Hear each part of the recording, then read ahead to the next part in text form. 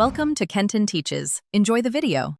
In this video, I will explain how to change the oil in your Nissan Titan. First, gather your essential tools and supplies. You'll need about 7 quarts of fresh 0W20 synthetic engine oil and a new oil filter. Also, have a 14mm socket, a torque wrench, and an oil filter wrench ready.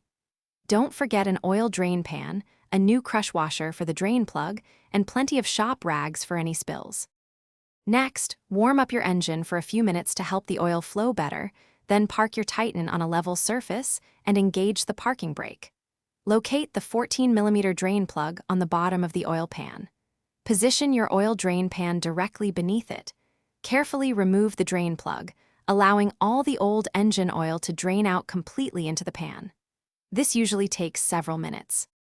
Once the oil has finished draining, clean the drain plug and install a new crush washer. Reinstall the drain plug, tightening it to 22 to 29 foot-pounds.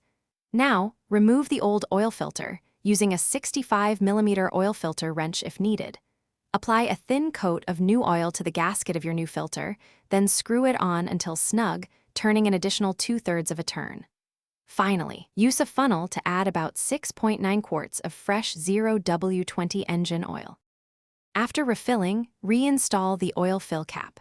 Start your engine and let it run for a minute or two, checking for any leaks around the drain plug and oil filter. Turn off the engine and allow the oil to settle for at least 10 minutes. Then, check the oil level using the dipstick, adding small amounts of oil until it reaches the full mark. Remember to properly dispose of your used oil and filter. Also, be sure to check the description for a link to a fantastic book about money, plus other great deals. Thanks for watching. Please subscribe if this video was helpful.